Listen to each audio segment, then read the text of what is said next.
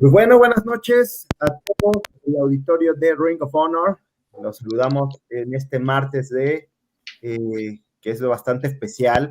Un momento más que nos va a estar viendo el señor Danny White. Pero antes de que llegue, quiero saludar a todos mis compañeros panelistas. Le damos la bienvenida a Gildardo, a Gersa, a Francisco, Mike, Iram, Gerardo.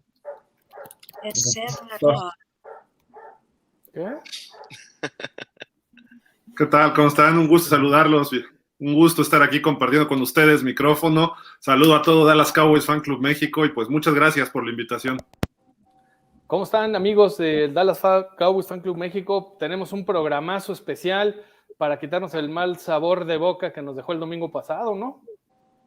Así es. Saludos a todos. Pues nada más rápidamente saludo a Gildardo y a toda la palomilla del Dallas Cowboys Fan Club México, del Ring of Honor. Gerardo, también toda esta flota, toda esta gran stat que hay en el Dallas Cowboys Fan Club México, pues ya estamos aquí listos en este especial de Ring of Honor. Correcto. Mike, ¿tú estás muy callado? Hola, ¿sí me escuchan? Sí. Ok, buenas noches, ¿cómo están? Sí, ahora vamos a darle aquí con uno de los mejores quarterbacks de los Dallas Cowboys, Danny White. Así es. En un momento ya debe estar por conectarse, ya nos confirmó que ya está por unirse. Entonces, bueno, primero que nada vamos a empezar a analizar un poquito de la pesadilla que sufrimos el domingo antes de que se nos una Danny White. ¿Ustedes cómo vieron al equipo, chicos? ¿Qué estaban pensando? Salieron bastante sobrados, muy confiados. Dak Prescott no estaba en su mejor momento. De hecho, creo que fue su peor partido en toda su carrera. ¿Ustedes qué opinan? Pues miren, yo les puedo decir que hay juegos que las cosas salen mal, que simplemente el balón bota para el otro lado, y creo que fue uno de estos. Pero más allá, me parece que fue un juego mal preparado desde el coacheo, porque era un equipo que estaba confiado y no hubo respuestas de la banca para cambiar la dinámica del juego, de decir, no nos está saliendo esto, vamos a hacer algo más sencillo.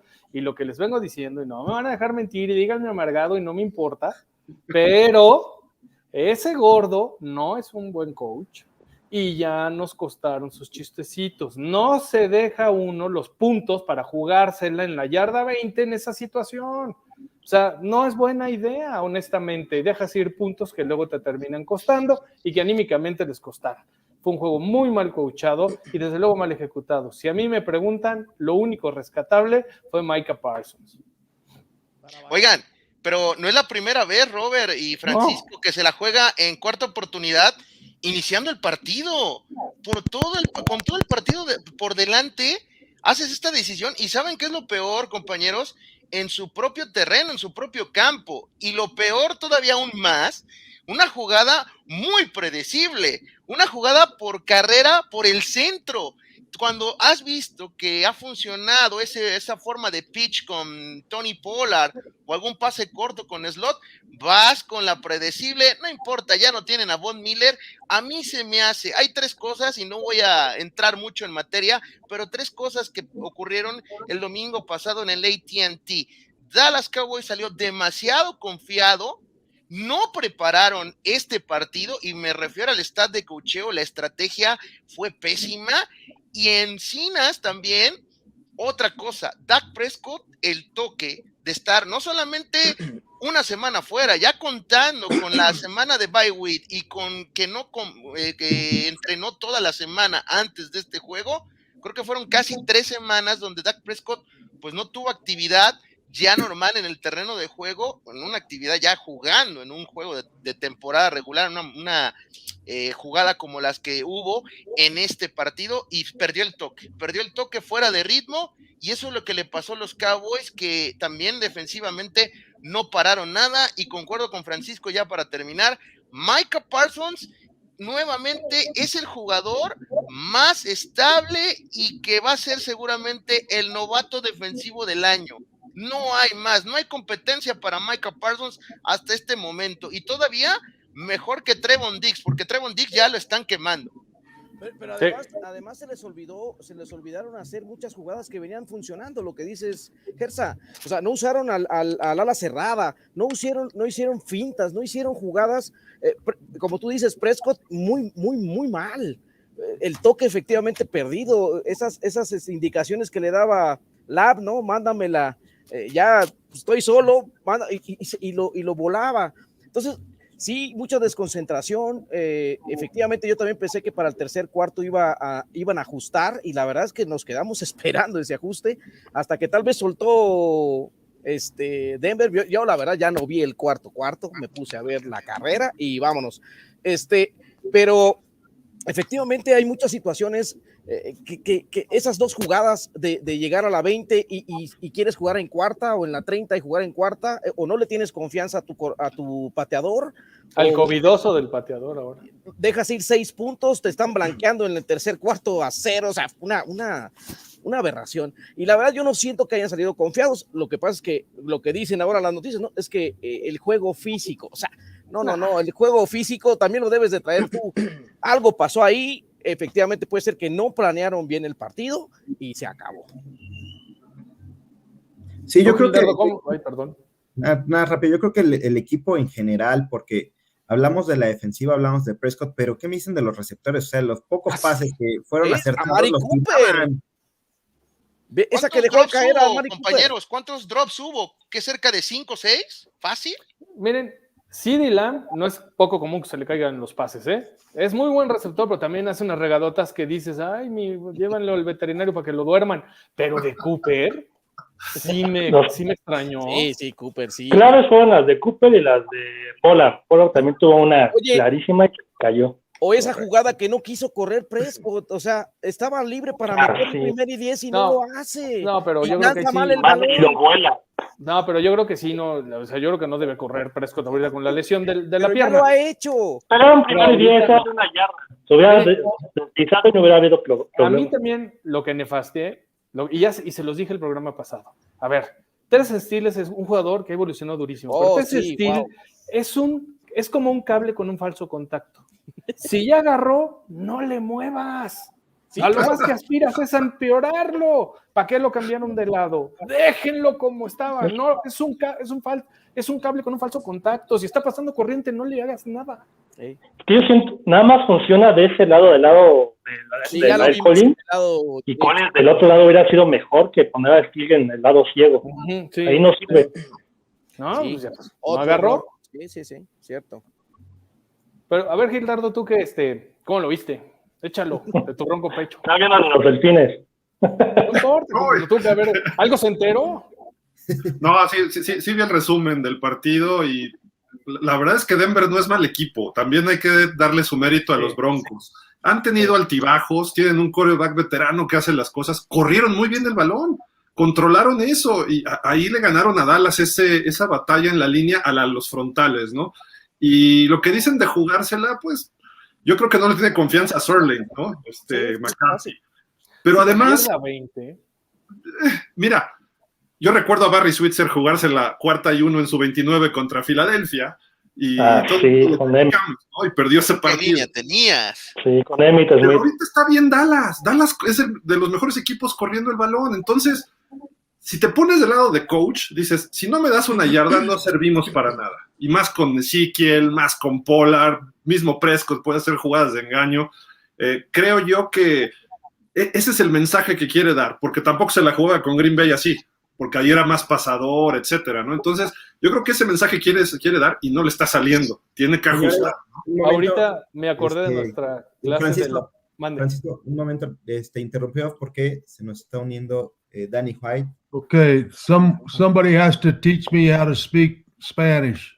Okay, Danny, how are you? So I know when you're talking about me behind my back. No. We are not talking about you. Don't worry. We are very pleased to have you. Hang on, let me see if I can. Ok, chicos, entonces a partir de ahora nos pusimos nerviosos todos. Sí, todas las preguntas las hacemos en ahora español. Sí que iban a decir. Y Nardo nos ayude con la traducción. Okay. Is that better, light? Yeah, it's okay. Yes. Yeah. Okay.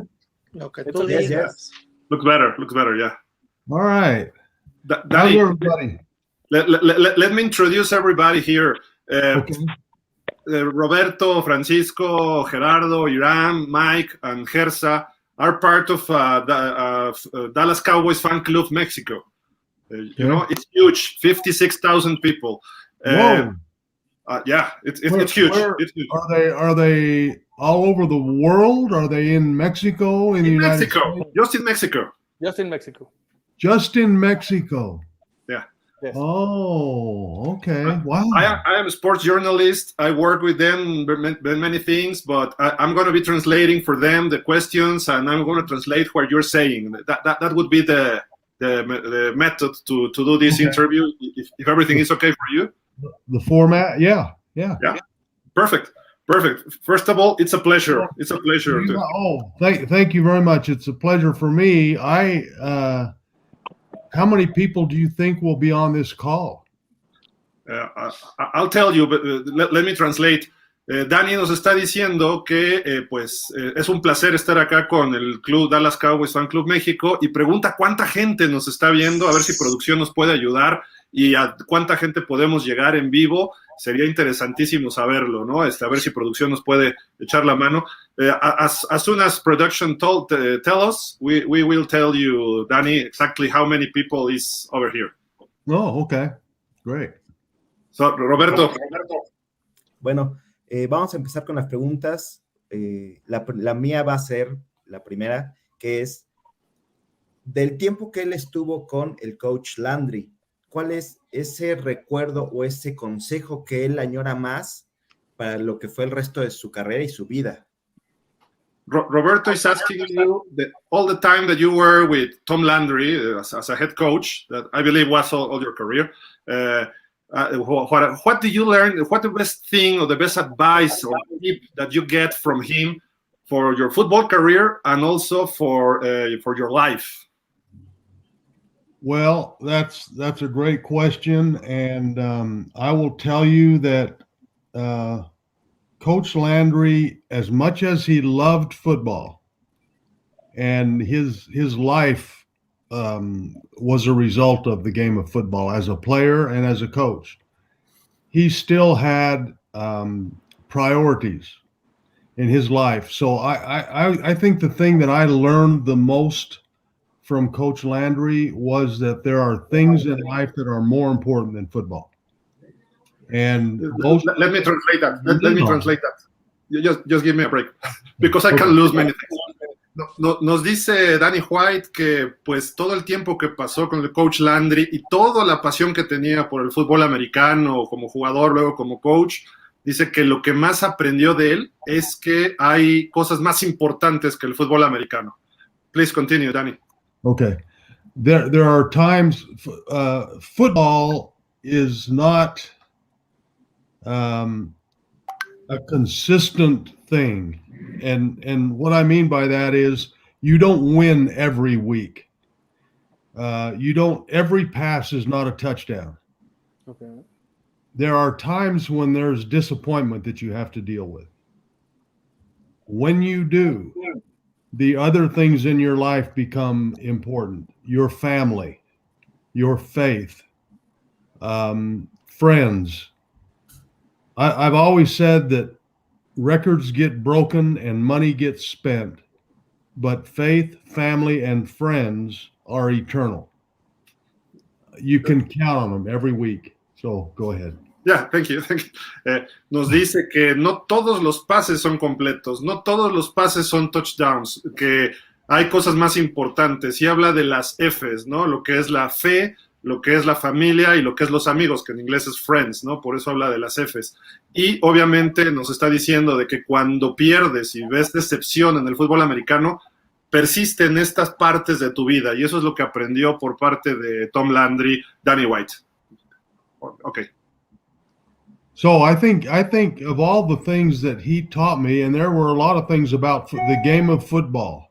The most important thing in a football game to know as a quarterback is not what to do or why you do it, but when to do it.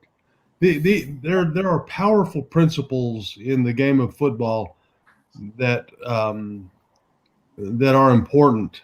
but I don't think any of them are as important as understanding that your family and your faith and your friends will be there for you every week. You win every week if you lean on them. And again, because football is not perfect, you don't win every week. Nos dice Danny White que pues obviamente que pues cuando tú tienes todo esto de los amigos, la familia y la fe, tú siempre ganas cada semana, no necesariamente en el fútbol americano, que puedes ganar más allá. Dice, no vas a ganar en el americano siempre, pero en lo que se refiere a esto, tú ya ganaste cuando tienes este grupo de personas que están alrededor tuyo y pues obviamente de todo lo que le enseñó Tom Landry, esto es lo más importante. ¿Ok? Muchas gracias. ¿Quién sigue, chicos? Creo que sigo yo. Francisco, vamos. Primero que nada, Danny, thank you very much. I saw Roger Staubach playing with the Dallas Cowboys, but I become a Dallas Cowboy fan seeing you playing with them. So thank you very much for accepting this interview, first of all. Yo lo que le quiero preguntar a Danny es, él llegó en los principios de los 80s a 3 finales de conferencia consecutivas. Desgraciadamente las 3 las perdimos. ¿Qué le faltó a ese equipo de principios de los 80 para poder ser campeón? Danny, Francisco is asking you, you reached 3 NFC championship games in a row in the early 80s. And what has missed from that team in that years to reach the next level? What was missing there? Well, not very much. I can tell you that because we were very close. The one thing that we were not able to do is get those games at home in Texas Stadium. Each year, our goal was to get back to the NFC Championship game, but to play the game at home, to be the number 1 seed so that we had our home fans, our home crowd, because I think in every case, being at home would have made a difference. So that's one thing. Other than that, just too many mistakes. Playing in the game, you're going to make mistakes, and those mistakes get compounded when you're in Philadelphia and it's 20 below zero, or in San Francisco and the wind's blowing 40 miles an hour. And these are all things that our opponents were used to and comfortable with, and we were not. Other than that, we just needed to make plays. The San Francisco game was probably the closest. They made the play at the end, the catch, the throw to Dwight Clark. We didn't make the play, the throw to Drew Pearson, which was the very next play in sequence. They scored, they kicked off, and the very next play was the throw to Drew, and Eric Wright tackled him by a finger, literally. And so each game was a little bit different, but I think the biggest thing was having our home fans there for us in each of those games. Nos dice Danny White que pues principalmente les afectó el no haber podido jugar esas 3 finales de conferencia en casa. Jugar a menos 20 grados centígrados, menos 15 en Filadelfia es un factor muy difícil, y además cometieron muchos errores en estos 3 partidos. Habla caso concreto de San Francisco, que ahí el problema también es el viento, ¿no? Que hay mucho viento, que San Francisco hizo la jugada con the catch, y la jugada siguiente viene el pase que le manda Danny White a Drew Pearson, y que con los dedos apenas pudo detener del jersey a Drew Pearson, Eric Wright, y pues hicieron la jugada esa, y después creo que vino un sack, pero bueno, eso no lo dijo él. Pero bueno, la cuestión es que les faltó eso, pero principalmente el no haber tenido la oportunidad de jugar en casa esos partidos de finales de conferencia, ¿no? ¿Otra pregunta? Sigue Gerardo. Ok. Me he preparado con alguna pregunta, pero la voy a cambiar de acuerdo a lo que le escucho a Danny White. Dani, ahora que la NFL ha cambiado mucho, más moderna, pero menos vistosa como era antes, ¿crees tú que nos hacen falta más coach Tom Landry ahora en esta nueva era? Gerardo, we call him. Okay. Con más amor al equipo. Gerardo, we call him Jerry. Jerry asked you, right now the NFL has changed. He's asking that if nowadays we need more head coaches with a heart for the team, like Tom Landry's in the other era. Do you think that's needed right now? Say that last part again. What about Tom Landry? If we need more Tom Landry's in the NFL as head coaches with heart, with passion, and dedication for one team. We need more Tom Landry's in the world. Okay. Necesitamos más Tom Landry's en el mundo. Not just in football. More people with integrity, more people with character. That's what Tom Landry was all about. I will never forget the day in Anaheim, California.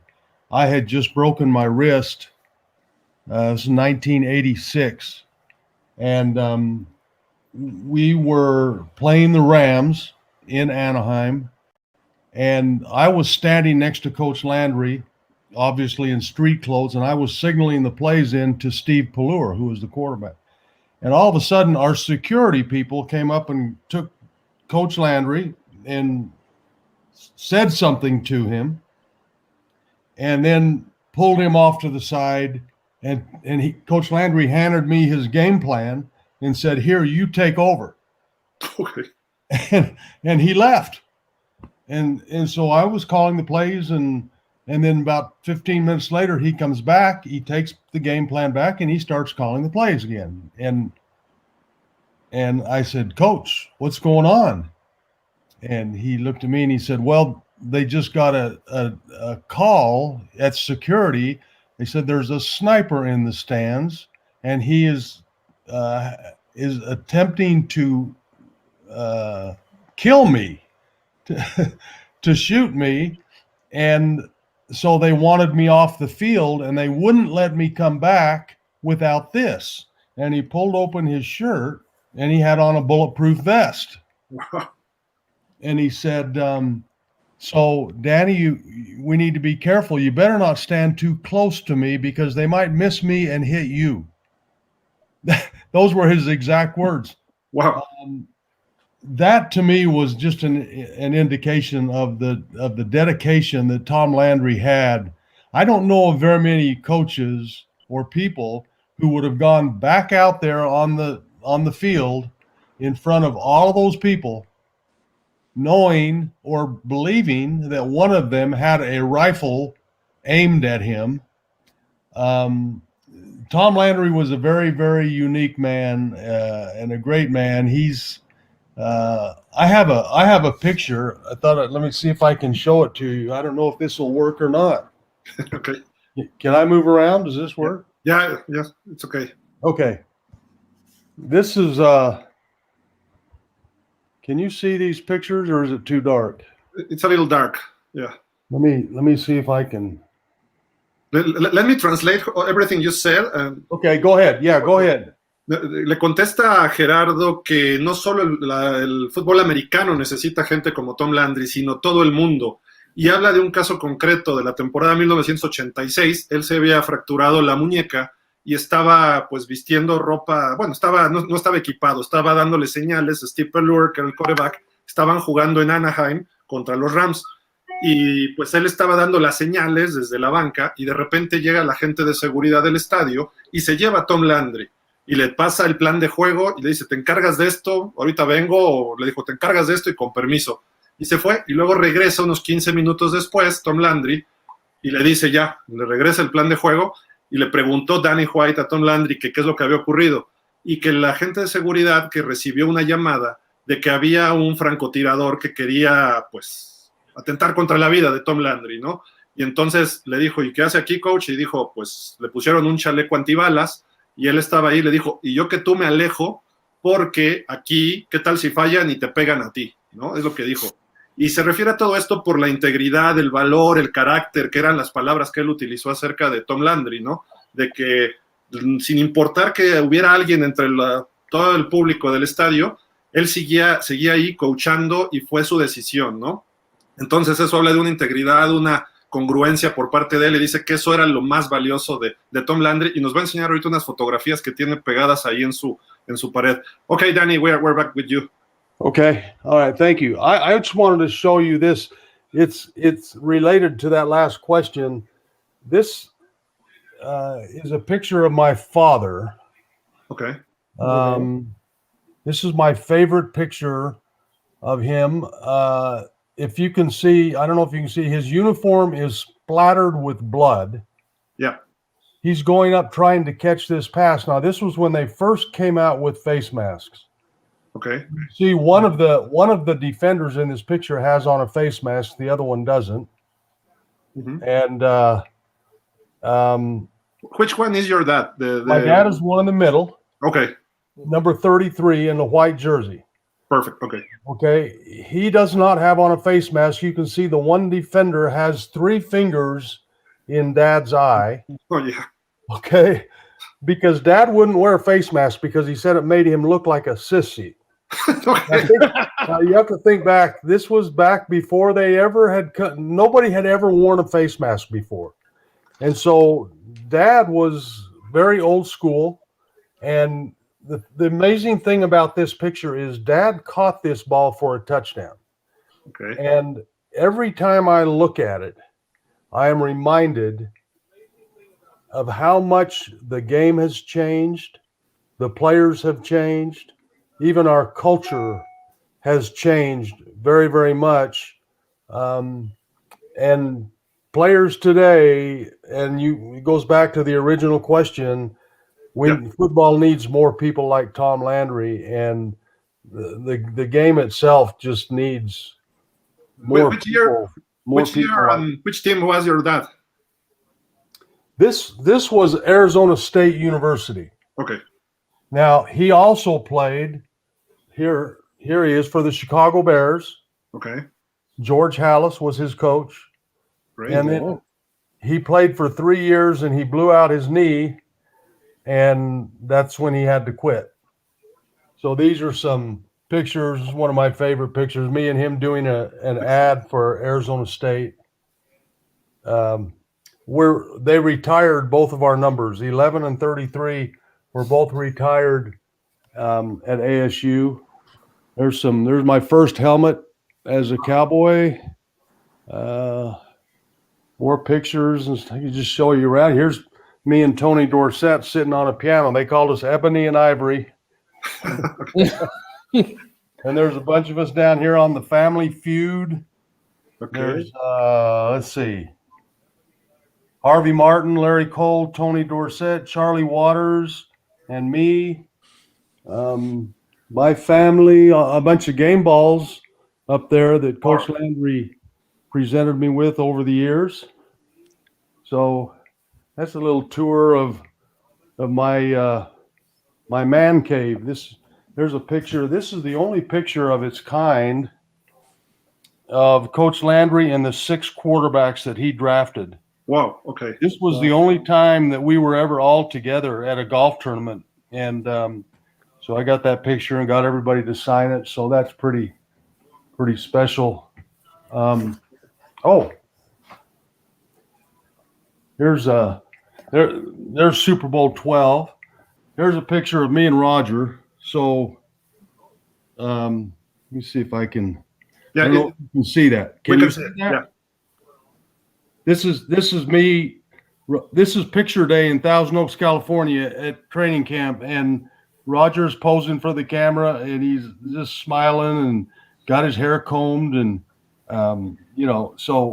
nobody combs their hair for football practice, but this was picture day, and so Roger has no idea that I'm right behind him about to take him out. I couldn't do it. because he's too good a guy and too good a quarterback. But we were always pulling little pranks on each other just to kind of keep our sanity during training camp. So that's a lot of stuff. I know. Do you want to follow up on that? Yeah, please. Thank you, Danny. Nos platica de todo lo que hay ahí en su, como le llaman en Estados Unidos, man cave o la cueva de los hombres en tu casa. Es muy común que ocurra esto y todos los recuerdos que tiene ahí, ¿no? Lo último que veíamos era una fotografía con Roger Staubach en un training camp en California. Estaba Roger Staubach ahí posando, muy bien peinadito, todo listo, y él sale atrás como si le fuera a dar un cascazo, ¿no? Y que nunca supo Roger Staubach lo que pasó ahí, ¿no? De que estaba atrás vacilando ahí Danny White. Vimos sus jerseys. Nos mostró una fotografía que es única en un torneo de golf con todos los quarterbacks que coachó Tom Landry. Obviamente estaba él, Troy Aikman, Roger Staubach, etcétera, Meredith, todos ellos, ¿no? ¿Qué más nos mostró? Déjenme ver. Fotografías de su papá.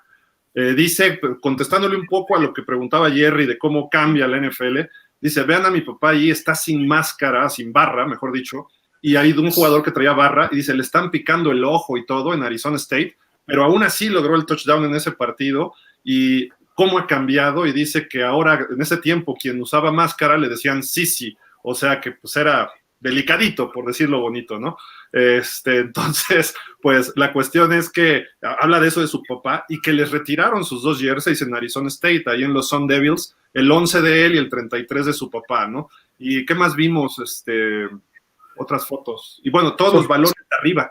Con todo que su papá jugó para Chicago también, que lo coachó George Halas. Para los Osos de Chicago con George Halas y jugó 3 años, pero se rompió la rodilla y ya se acabó su carrera, ¿no? Y todos los balones arriba, todos los que estaban hasta arriba en un marco de su cuarto, son los que le entregaba Tom Landry, el famoso game ball al final del partido que se le da a los jugadores, y pues obviamente Danny White tuvo muchos, ¿no? Pero bueno, Danny, you know, specifically today is the birthday of Gerardo, of Jerry. I don't know if you want to tell him happy birthday. It would be a great present for him, I believe. What do you want me to do? Jerry Gerardo, it's his birthday today. Birthday. Uh-huh. He's a fan for you since he was a young boy. So what do you want me to do? You want me to sing happy birthday to him? I don't know, whatever you want. Okay. Come on, we're gonna take another little tour. So okay. Te va a cantar, Jerry, te va a cantar. Te voy a aguantar. You're going to make him cry, Danny. This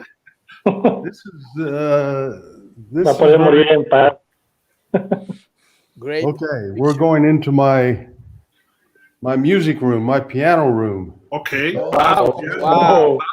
Piano, yeah. Thank you. You're gonna play. Wow. This is my piano. Wow. Petrov. I have played the piano my entire life. My mother, I begged her to let me take piano lessons when I was 5 years old. Okay. And she let me, but then she wouldn't let me quit. And so I took piano lessons for 8 years. Desde los 5 años ha tomado clases de piano, Jerry, y su mamá nunca le permitió retirarse de esto, ¿no? Pero ya se sentó en el piano y pues esperemos. Go ahead, Danny.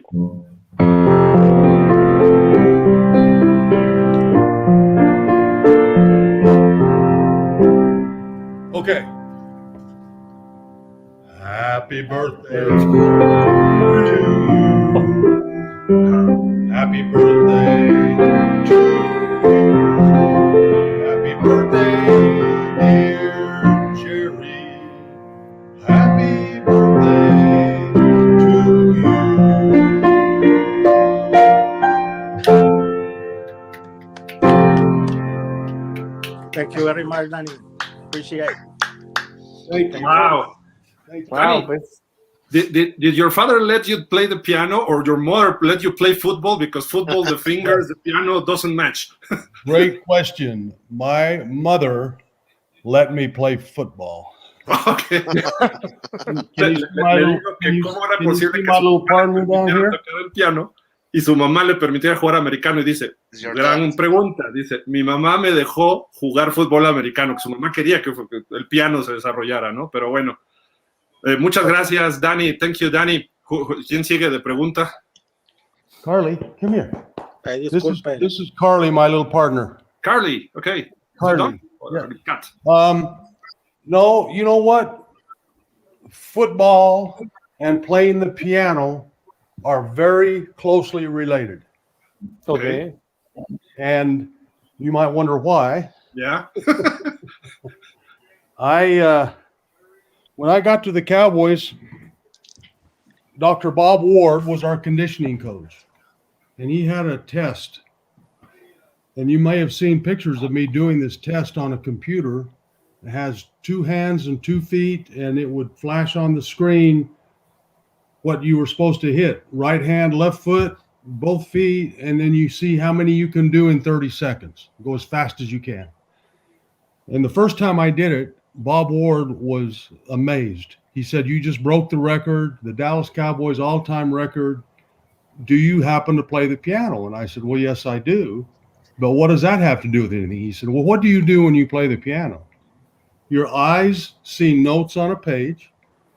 They send a message to your brain, sends a message to your hands, and you play what you see." Cool. The faster you can do that, the better piano player you are.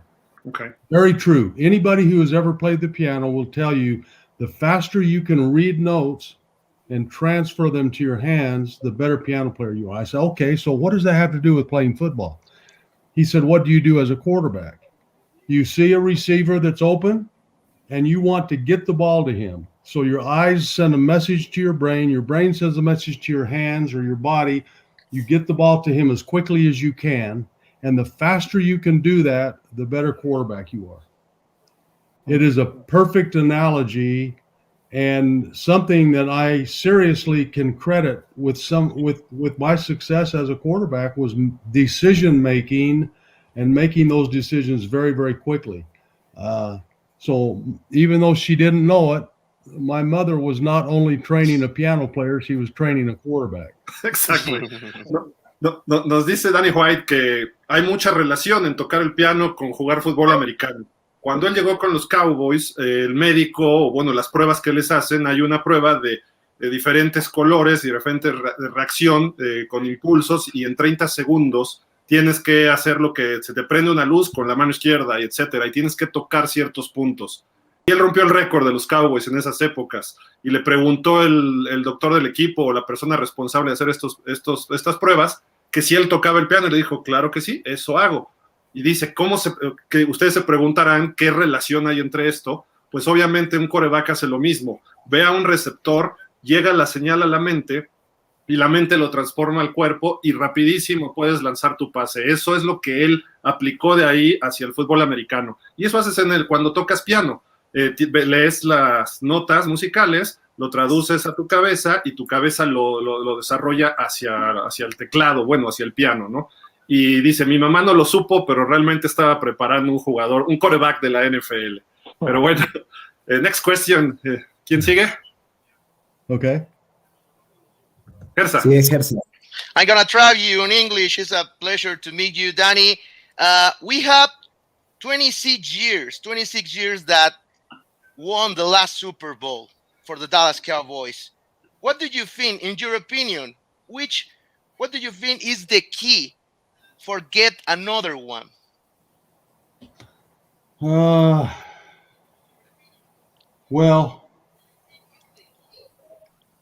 the key is to just have that team. Everything has to fall in place. It's getting so much more difficult than it has ever been to win a Super Bowl because so many things have to come together.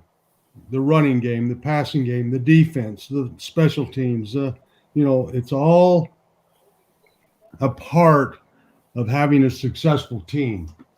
So the Cowboys just for some reason have not been able to put it all together at the right time, in the right place, and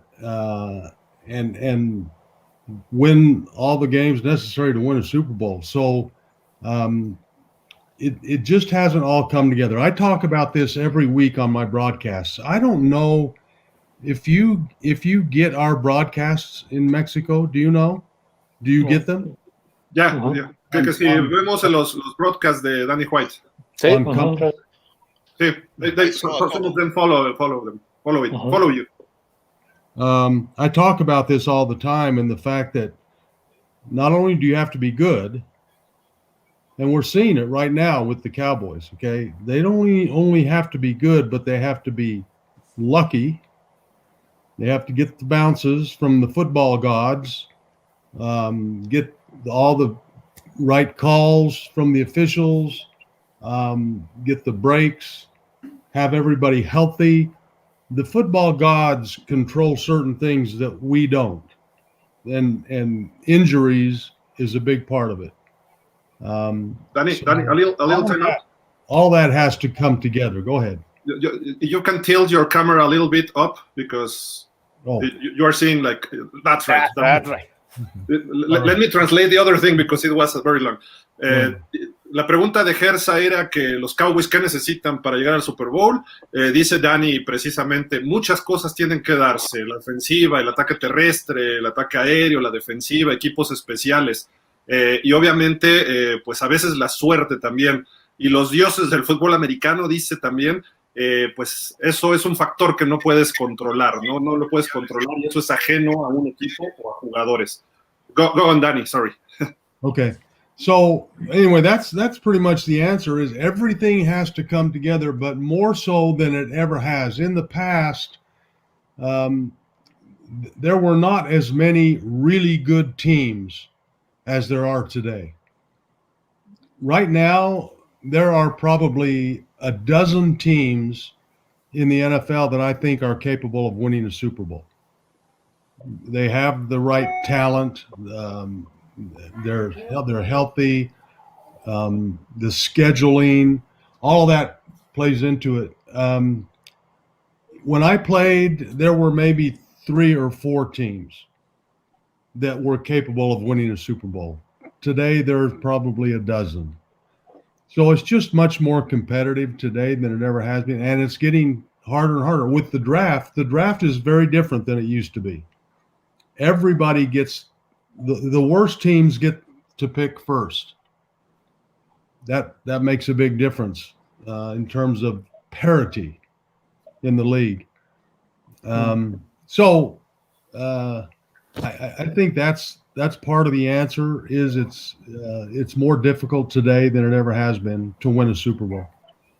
Dice Danny que es todo eso, tiene que darse en un momento determinado, que hoy en día ha cambiado el draft un poco, lo que se ha hecho antes. Cuando él jugaba eran 3, 4 equipos los que podían ser campeones. Actualmente pues habla de que pues 12 equipos son posibles candidatos a ser campeones sin problema en la NFL actual. Hay más competitividad y pues eso es lo que ha cambiado, pero obviamente es más difícil por lo mismo ser campeones ahora que en otras ocasiones. Entonces quizá eso sea parte también de la respuesta. Next question, siguiente pregunta, ¿quién va? Thank you so much, Danny. Nice to meet you.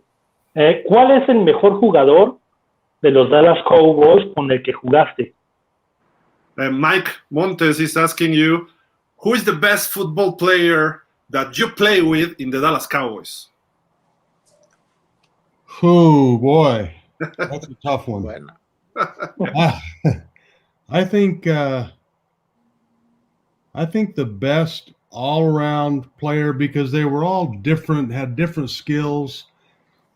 It would have to be either Randy White or Herschel Walker.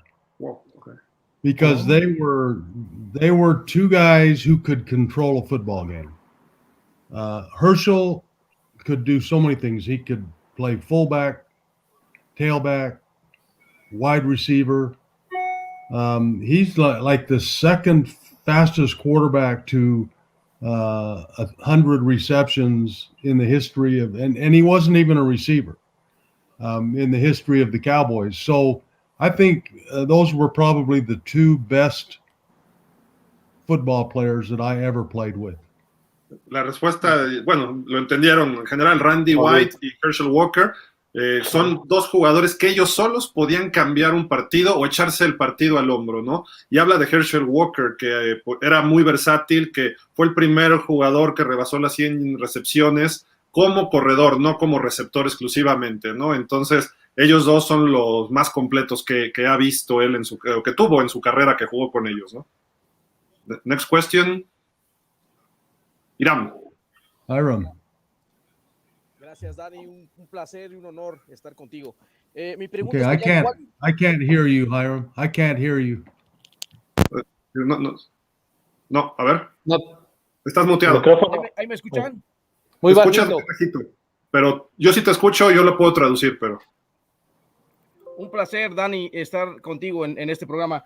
Mi pregunta sería, ¿cuál fue la mejor temporada o partido que jugó en la NFL y qué representó haber jugado con grandes quarterbacks en ese entonces?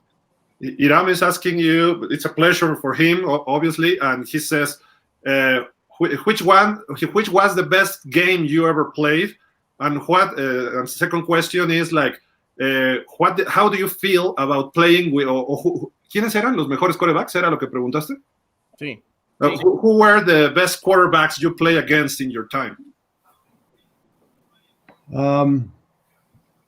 Okay, well, the best game I think that we played or that I played in was probably the Atlanta Falcons in 1981, the playoff game.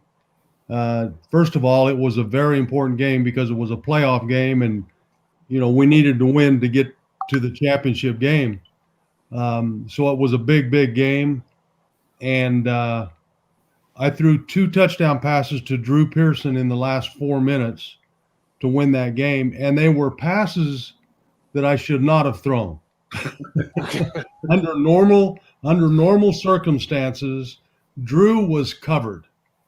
I threw the ball anyway because it was Drew, and I knew that Drew would not let it get intercepted. He might not catch it, but he would not let it get intercepted. So that game and those 2 passes were probably the best game that I played in my career. Let me translate that.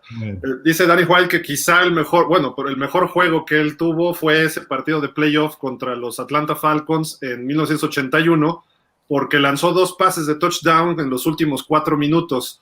Y dice, se los lancé a Drew Pearson. Y dice, y probablemente no debía haber hecho esos pases o lanzado esos pases. Estaba forzado la situación, dice, pero lo lancé porque era Drew Pearson y sabía que él no iba a permitir que fuera intercepción. Cuando mucho iba a ser incompleto, ¿no? Pero él se quedó con esos balones y le permitieron un partido que tenían que ganar. Obviamente era importante por ser de playoffs. Okay, Danny. Okay. And the other question was the best quarterback that I played against? Yeah, exactly. That's another tough question because I played against some great quarterbacks. Joe Theismann and Dan Fouts and guys that I even played against, Fran Tarkenton, although he was a little bit older than me. I think the best one, though, was probably Montana.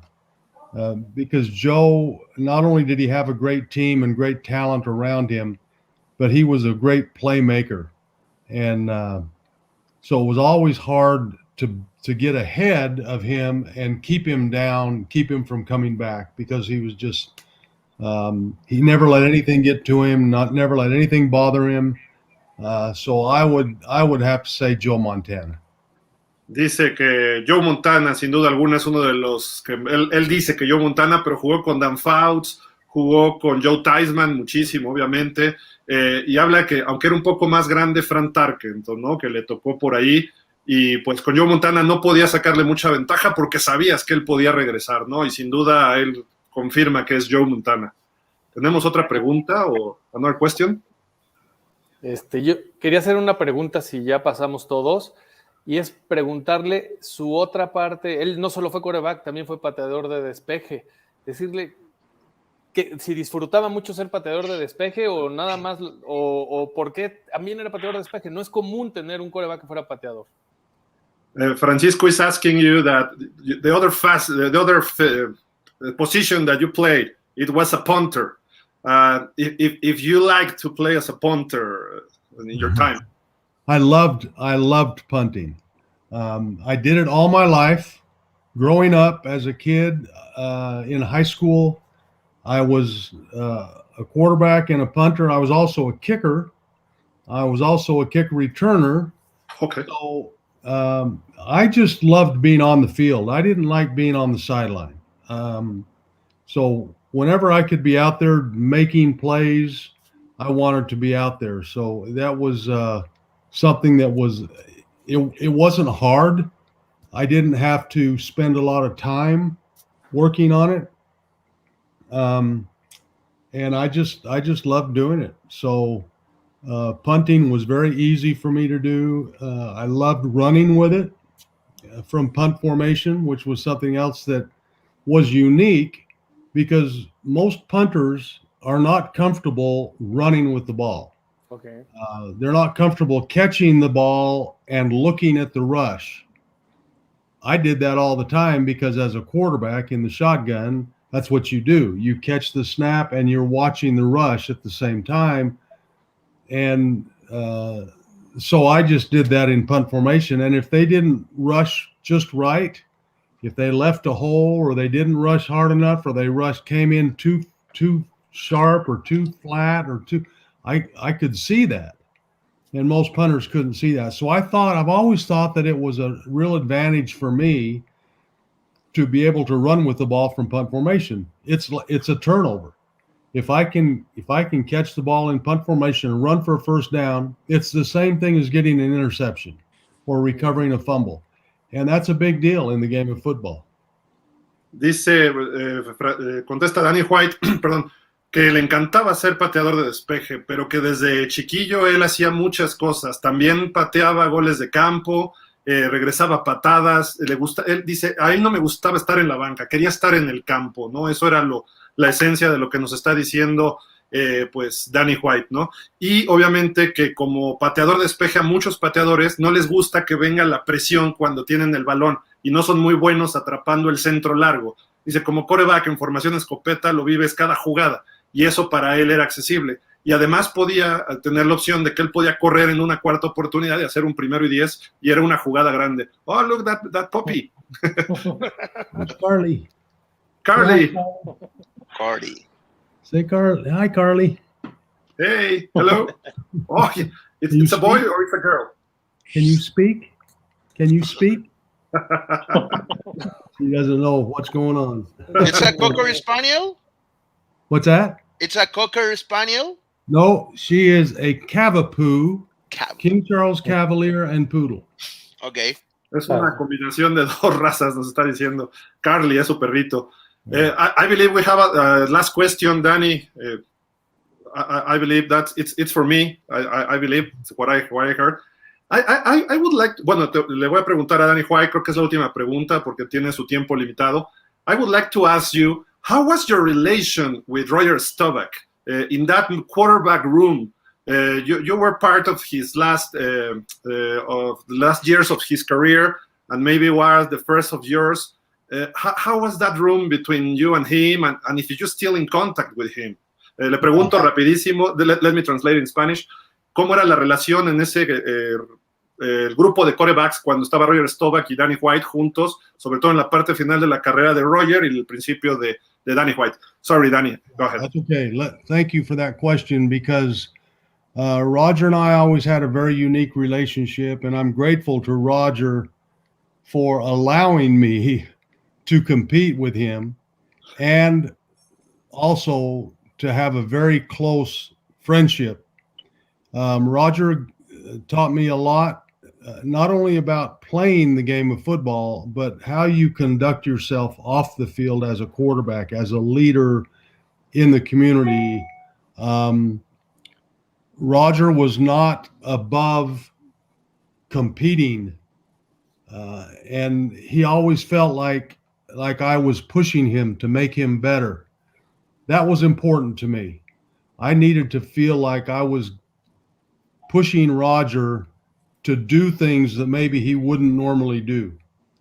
I'll tell you one quick story about Roger. We competed in the off season in conditioning. One of the things we did was lift weights. He and I were very, very close in terms of how much we could bench press. We had no quarterback in the Cowboys system had ever lifted 305 pounds. That was the next level. No one had ever done it. So one day I was feeling particularly feisty, and we got out on the bench press, and I did it. I bench pressed 305 pounds, and everybody was standing around and they were cheering, and Roger just stood there looking at the barbell. He couldn't believe that I made it, that I got it, and he hadn't gotten it. He didn't say anything. He just walked into the training room, and he came back, and everybody said, "Where did Roger go?" Roger came back out, and he had in his hand a Coke cup, a paper cup, Coca-Cola paper cup. He cut out the bottom of it, and he stuck it on the end of the barbell. And he got down underneath the bar, didn't ever say a word, and he bench pressed 305 pounds and a paper cup. Okay. And so he got the record. I motivated him enough to get him.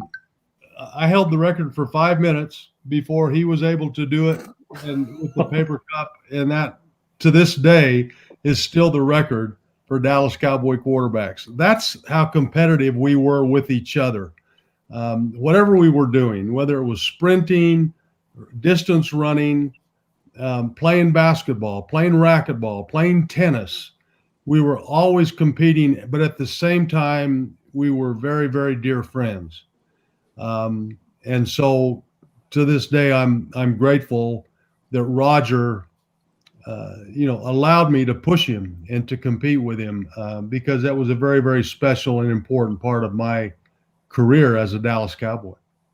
Dice que su relación con Roger Staubach era muy especial, que le ayudó y que Roger Staubach sentía una competencia, y dice, está agradecido de que Roger Staubach le permitía hacer una competencia a Danny con él, y eso cree que les hizo mejorar a los dos. Y comenta de un caso en específico, ¿no? De que una vez estaba él levantando pesas, el bench press, y pues no podía creer Roger Staubach que Danny White había levantado 305 libras, algo así como 140 y tantos kilos, ¿no?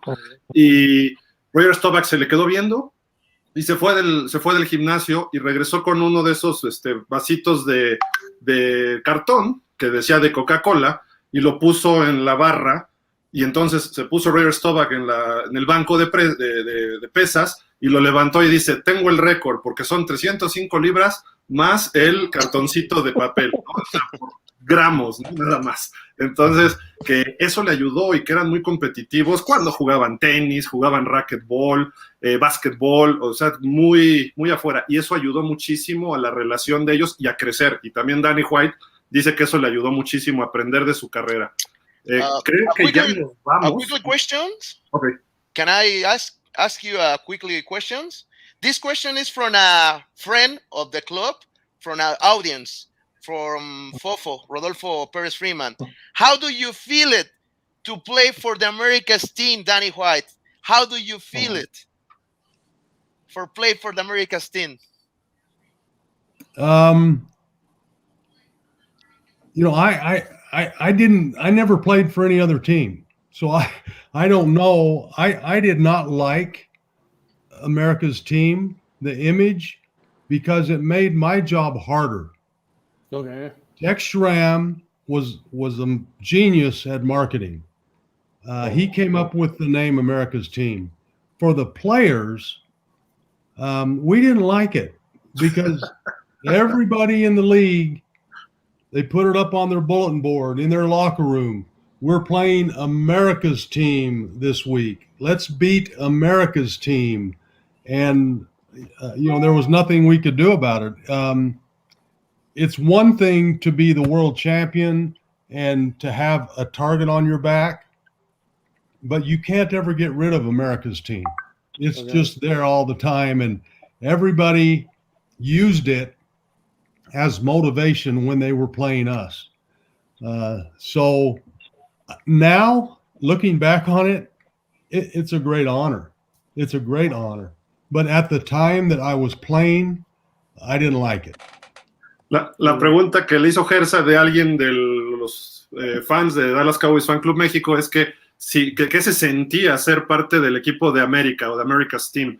Y dice que no les gustaba a los jugadores porque les ponían una etiqueta o les ponían carteles en los vestidores rivales. Vamos a jugar contra el equipo de América, y eso motivaba más a los otros equipos. Y pues esa cuestión era interesante, ¿no? Pero ahora se siente orgulloso de pertenecer a esto. Ese nombre dice que Tex Cram era un genio del marketing o de la mercadotecnia, y que pues eso le ayudaba mucho a Dallas en algunos factores, pero como jugadores en general no les gustaba ese mote o ese calificativo del equipo de América. I don't know how we're in time, Danny. Maybe we can spend a little more with you, or you have something to do? No, I'm fine. I've probably got another 10 minutes or so. Okay. Nos dice Dani Juárez que tiene 10 minutos más. Vamos a aprovecharlos al máximo para pues estar aquí con ustedes. No sé si hay preguntas de la gente en los comentarios. I got a question from the people. Marco, producción. ¿No? Sí, agárrala. Let me see. We have a question, many questions for people. I cannot see them, but I'll wait for. Let me ask you a question. Where are all of you? ¿De dónde estamos? In different cities in Mexico? Yeah. Yes. Roberto, ¿dónde estás, Roberto? Dile. I'm in Mexico City, like Francisco, like Mike, Gildardo, Gersa is in Veracruz, Jalapa, and Iram is in Oaxaca. Gerardo, ¿tú dónde estás? I live in Piedras Negras, border with Eagle Pass, Texas. Oh. Where are you, Danny? Where do you live? I'm in Gilbert, Arizona. Okay. I will tell you, one of my favorite places in Mexico is a place called Rancho Leonero. Do any of you know where that is? No. Rancho Leonero is about an hour north of Cabo San Lucas. Oh, okay. It's a little fishing camp on the inward side of the peninsula, and I love going down there and catching marlin and sailfish, and it's not very popular. Not a lot of people know about it, but and another one of my favorite things in Mexico City, is I don't know if it's even still there, a little sports bar called the Frog Pond. I don't know what it is in Mexican, in Spanish. It's like, yeah, okay. Frog Pond. Yeah. And they have these little steak tacos. They're shaved pork tacos. Okay. They're the only place in the world that I've ever found them. Anyway, there's a couple of my favorite places in Mexico. Dice que tiene un lugar favorito en México, que es Rancho Llanero. Leonero. Que es muy cerca, como a 1 hora de Cabo San Lucas, ahí en Baja California, y pues que es un lugar de pesca. Do you fish? Do you frequently fish? I do. I love to fish. Que le encanta pescar, y pues, do you go frequently there to Rancho Llanero? I've been down there about 6 times. Okay. So I don't go down there as much as I would like to, but I've been down there a few times, yes. Que ha ido unas 6 veces ahí a ese lugar, que le encanta, y pues es un lugar donde puedes probar tacos de carne, y hay un lugar que le llaman, pues, ¿cómo le dicen? ¿Dónde están las ranas? El charco de las ranas. ¿No? El charco de las ranas, que hay muy buenos, ¿no? Y pues que le encanta ahí estar, y es uno de los lugares favoritos. Y pues, which other part of Mexico have you been? ¿En qué otra parte de México has estado, Dani? I've been everywhere from Mexico City to, like say, Cabo San Lucas, to the coast. We go to Rocky Point. Been to the other side of Mexico, Cancun, of course, to just over the border. What great hunting in Mexico, just south of El Paso. Okay. I've been there several times. I love Mexico. I love it's not as populated. Not as many people as there are up here. I have a ranch just east of Phoenix where there aren't very many people. I love going there and getting away from all the people. So that's what I love about Mexico. Bueno, aquí ha estado desde la Ciudad de México, ha estado en Cancún, obviamente ahí en Los Cabos, en la frontera por Eagle Pass, también hay un lugar donde, pues lo vamos a decir, pero ahorita le voy a decir que cuidado, porque en México creo que está prohibida la cacería, que va de cacería por ahí. No, sí se puede. ¿Sí se puede? Sí, hay lugares. Hay lugares y tiempo, claro que sí. Hay temporadas. Okay. Pero bueno, que ha cruzado la frontera ahí de cacería y que está encantado de México. Y our producer that also is the president of Dallas Cowboys Fan Club Mexico, he want to ask you some things, especially whenever you came to Mexico, you will be very welcome to be where the club gets together. It's a restaurant in downtown Mexico City, in historical center. Huge, a lot of the Cowboys fans, about 150. There have been almost 800 sometimes. Some games against the Steelers, you know, that two of the most popular teams in Mexico. You are very welcome whenever you come. Please contact us, and all the club will give you a Mexican great welcome, Danny, over there in Mexico City. And also, if you can send a message to all the members of this fan club in Mexico. It's nationwide, but mostly in Mexico City. There's the huge crowd where they gather here in Mexico City. Well, I would love to do that. I'd love to stay in touch with you, and maybe there's something we can do in terms of promotions and bringing more people up from Mexico to games in Dallas, and we can do that. Our broadcast booth is right next to the Hispanic broadcast team. I don't know if you... Victor Villalba, of course. You probably listen to their broadcasts all the time. Great guys. And I've gotten to know them. And like I said, their booth is right next to ours, so we talk to them a lot. But I would love to be involved. Anytime you have any kind of promotions going on in Mexico that I can be a part of, please let me know. I'd love to.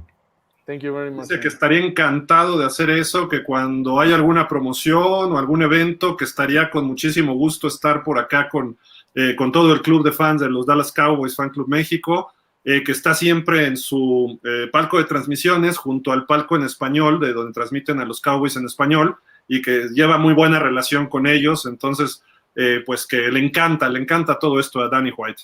Le haremos algunas preguntas, no sé cómo llegan ustedes así para ya despedirnos. Yo creo que ya toca despedirse, ¿verdad? Por el horario. ¿No, sí, correcto, para que cada uno se pueda despedir de la forma que debe de ser. Ok. Entonces, Gerardo, si quieres. We are finishing, Danny. Many people, there's a lot of comments. I don't know if you can see them, but there's a lot of comments for people. Carlos Manuel Mendoza, Carlos Rivera, Cintia Rodríguez, Juanzo, Arturo.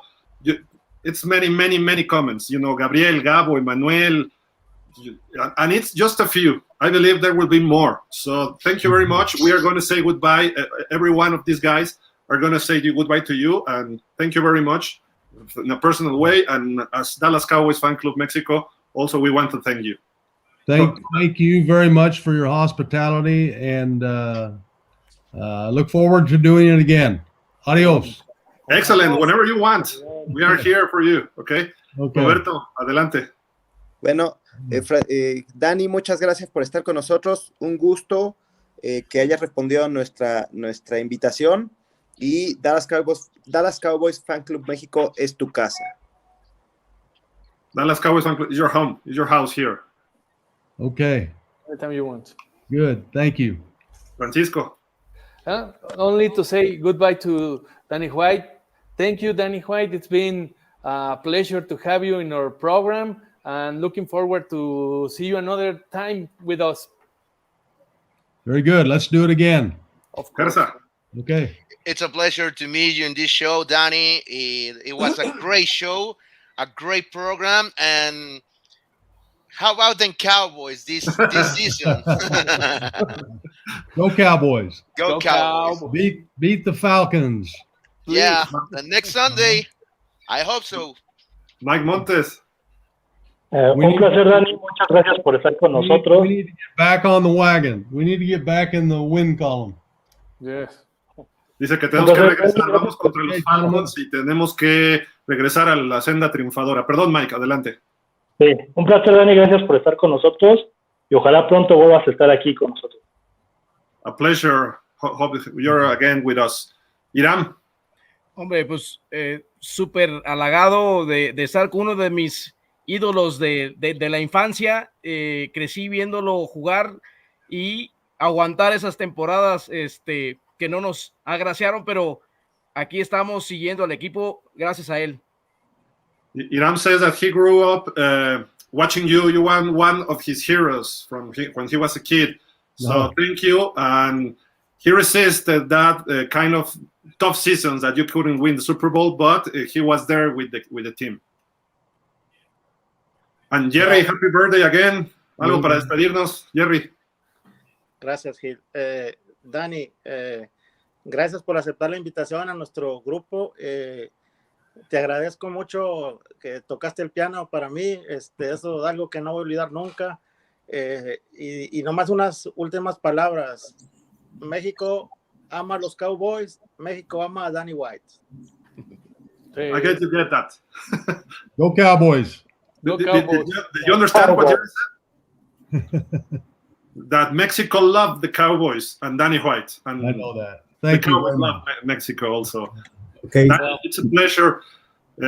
Thank you very much. Whenever you want, you can reach us, and whenever you come to Mexico, be free. And hopefully, we can make some kind of like analysis of the team, maybe at the end of the season with you, and more football. We're talking about football right now.